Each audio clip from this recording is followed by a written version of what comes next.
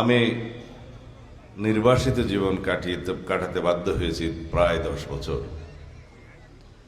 আপনারা জানেন, ফ্যাসিবাদী সরকার, আওয়ামী বাকশালী সরকার, ফ্যাসিস্ট হাসিনা আমাকে হত্যার উদ্দেশ্যে গুম করেছিলেন।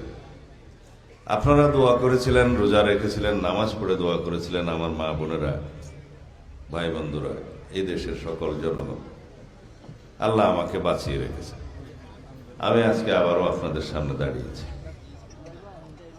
এদেশের মানুষের ভালোবাসা আমার জীবনের পাথেয়।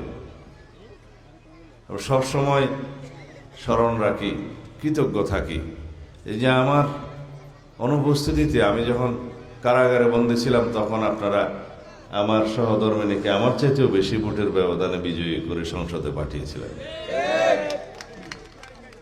কি করে ভুলি? সারা জীবন কৃতজ্ঞ থাকব, শেষ নিঃশ্বাস থাকা পর্যন্ত আপনাদের এই ভালোবাসার প্রতিদান দেওয়ার চেষ্টা করব। যদিও রক্ত দিয়েও আমি এই প্রতিদান শোধ করতে পারবো না। আজকে জাতীয় রাজনীতিতে একটা গুরুত্বপূর্ণ সন্ধিক্ষণ। বাংলাদেশ প্রকৃতপক্ষে একটি শক্তিশালী গণতান্ত্রিক বাংলাদেশে রূপান্তর হবে। বাংলাদেশ শক্তিশালী গণতান্ত্রিক রূপান্তরের সন্ধিক্ষণে দাঁড়িয়ে আমরা আগামী জাতীয় সংসদ নির্বাচনের জন্য অপেক্ষা করছি। আশা করি এই সপ্তাহের মধ্যেই আগামী নির্বাচনের তফসিল ঘোষণা করবে নির্বাচন কমিশন। আমরা যেটুকু জানি, আগামী ফেব্রুয়ারির প্রথমার্ধে ইনশাআল্লাহ বাংলাদেশের এই ঐতিহাসিক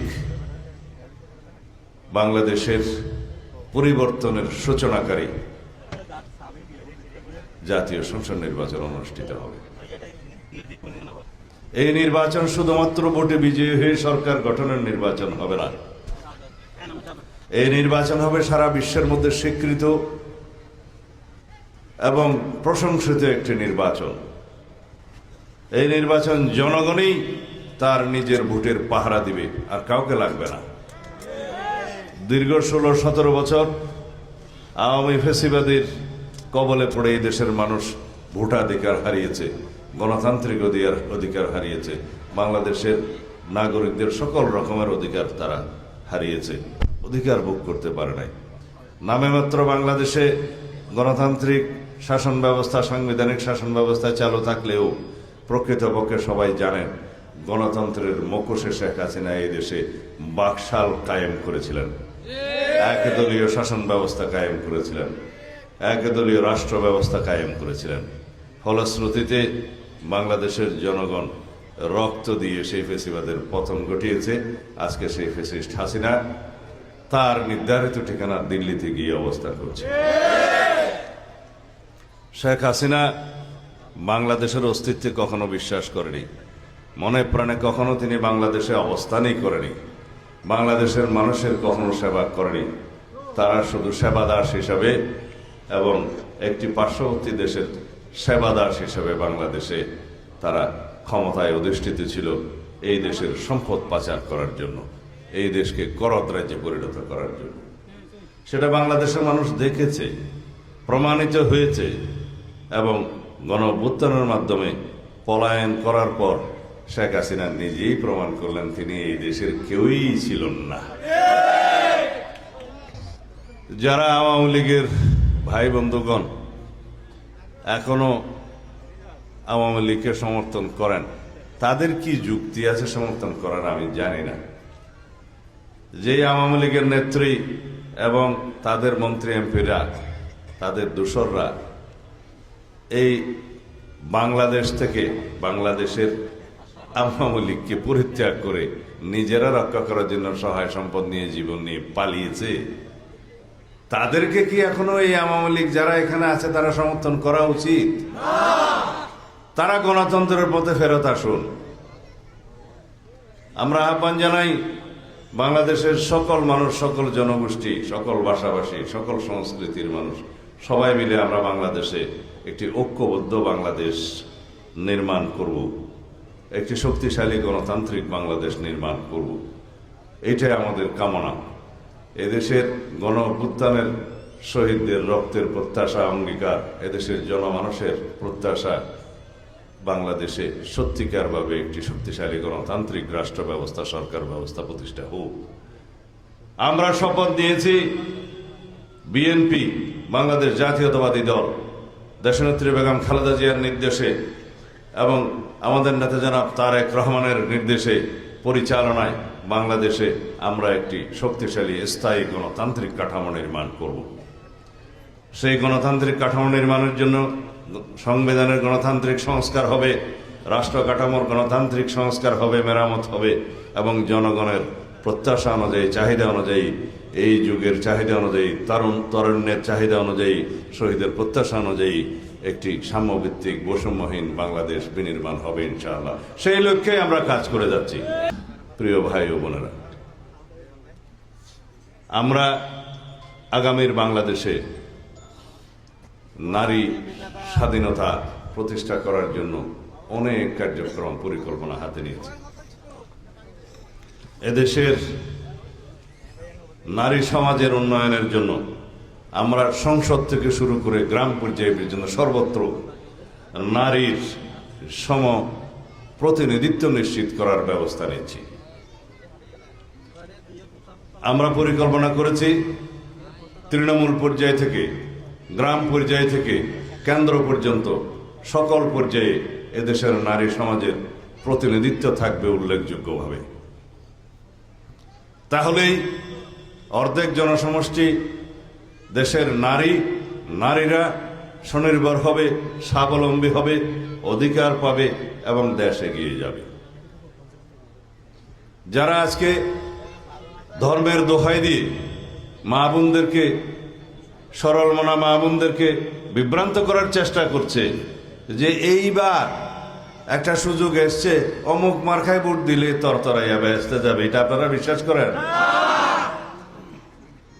আমরা মনে করি বাংলাদেশের সহজ সরল ধর্মভীরু মা বোনেরা, মানুষেরা, ভাই বন্ধুরা, তারা কখনো ওইটাতে বিভ্রান্ত হবেন না। কিন্তু কাকে নসিহত করব? তারা এই সমস্ত যারা কথা বলছে তাদের ধর্মীয় জ্ঞান আছে, দাবি করে, নিজেদেরকে ইসলামী দল দাবি করে, কিন্তু কাজকর্ম করার সময় তারা ইসলামের নাম দিয়ে, ধর্মের দোহাই দিয়ে জান্নাত বিক্রি করে। নাউজুবিল্লাহ। আল্লাহ আমাদের সবার ঈমানকে হেফাজত করুন, আমিন। আমরা রাজনীতি করি, জনগণের জন্য রাজনীতি করি, দেশের জন্য রাজনীতি করি, জনগণের কল্যাণের জন্য রাজনীতি করি। আমাদের সবার অধিকার আছে গণতান্ত্রিকভাবে যে কোনো বক্তব্য দেওয়ার, কিন্তু ওই বক্তব্য দেওয়ার অধিকার নাই যে বক্তব্য সকল জনগোষ্ঠীর ধর্মীয় অনুভূতিতে আঘাত লাগতে পারে। আপনারা সবাই সতর্ক থাকবেন এই বিষয়ে ইনশাআল্লাহ। এবার সারা বাংলাদেশে আমরা বিএনপির পক্ষ থেকে নির্বাচনী ইশতেহার যেটা প্রণয়ন করব আগামী নির্বাচনকে লক্ষ্য রেখে, সেই নির্বাচনের ইশতেহার হবে, বিএনপির নির্বাচনী ইশতেহার হবে এই দেশের একটি মৌলিক গণতান্ত্রিক সংস্কারকে লক্ষ্য রেখে। যে ইশতেহার হবে এদেশের বিএনপির নির্বাচনী ইশতেহার হবে এদেশের গণমানুষের মুক্তি, অর্থনৈতিক মুক্তিকে লক্ষ্য রেখে।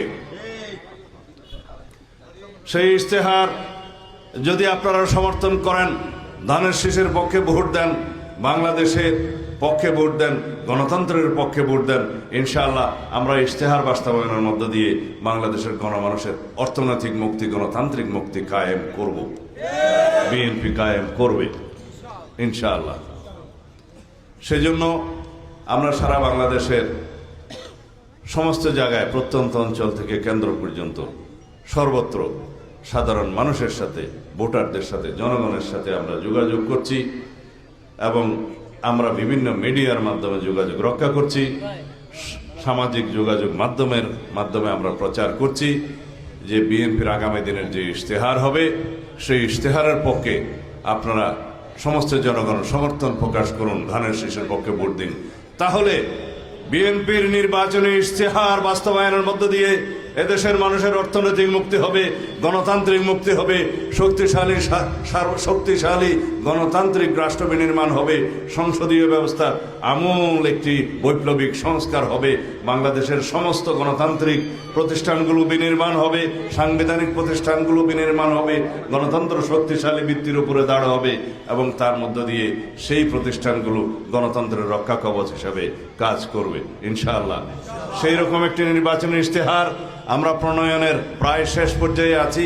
আগামী কয়েকদিনের মধ্যে ইনশাআল্লাহ আমরা আমাদের নির্বাচনী ইশতেহার প্রকাশ করতে পারবো তফসিল ঘোষণার পরে। তারপরে আপনারা সেই নির্বাচনী ইশতেহার দেখবেন। সেই ইশতেহারে থাকবে এদেশের মানুষের মুক্তির লক্ষ্যে সমস্ত ধরনের বক্তব্য। আগামী দিনে বিএনপির নির্বাচনী ইশতেহার হবে এদেশের মানুষের মুক্তির সনদ, গণতন্ত্রের মুক্তির সনদ, বাংলাদেশের অধিকার বাস্তবায়নের সনদ।